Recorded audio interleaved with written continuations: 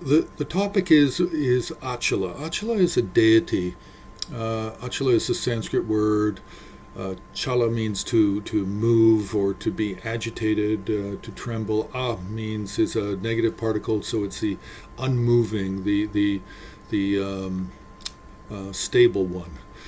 It's similar to Akshobhya in terms of the word. It's just a little bit different. Akshobhya, unshakable one. Achala, unmoving one.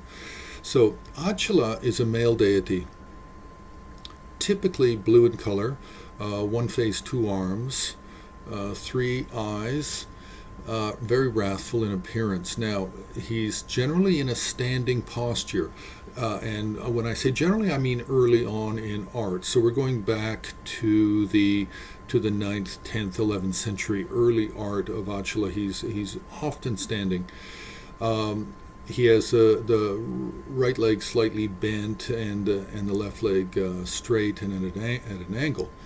Now, the upraised hand holds a sword, and the left hand holds a vajra lasso.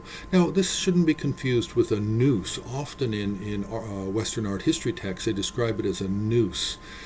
A noose is like a snare, like it's something you set, you place to catch animals.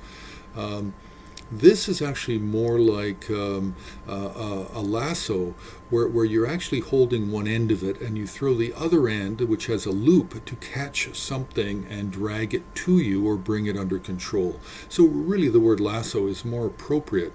The lasso has two half vajras at each end of this length of cord.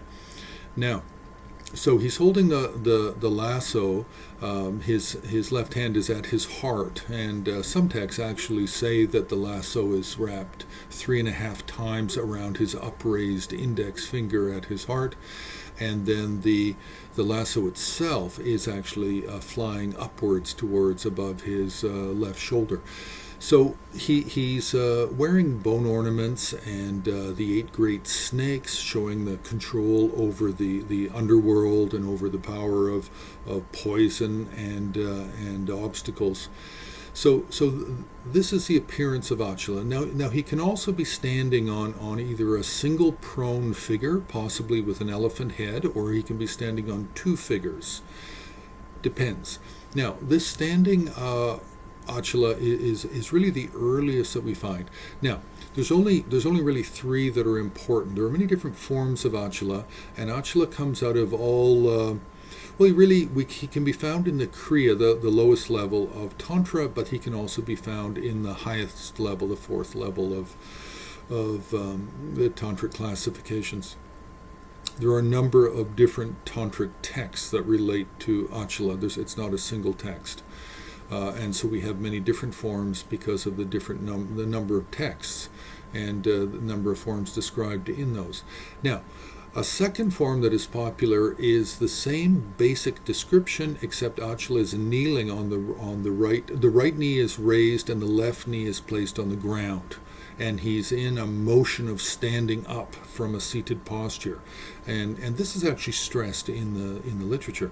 That he's rising. So he's in this rising posture with the right knee up, left knee still on the ground. Otherwise, he's holding the sword and he's holding the vajra lasso, the same as the standing form. Now, a third form is often called Canadamaharoshana. And this is just a slightly longer name, and this name is found in all the different tantras, basically. And this form is the same as the seated or a kneeling form of Achala, except he is also embracing a consort. The consort is kneeling in an obviously awkward position, embracing him in this kneeling, rising position. So these are the 3 forms. They're all blue, they're all wrathful. The Canadamaharoshana is more popular in Nepal. Not so common, but it is found in Tibet and in Tibetan traditions. The kneeling blue Achala is far more prevalent, I would say, in the last 500 years, possibly 600 years.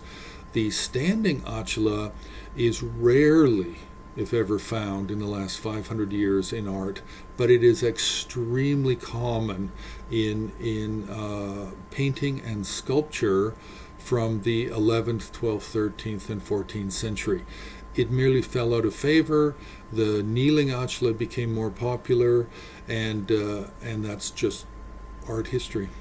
Now, there is a white form of the kneeling Achala, and the white form is not for removing obstacles. The white form is a wisdom-producing deity, the same as Manjushri and Saraswati. So this is just a quick introduction to the deity Achala.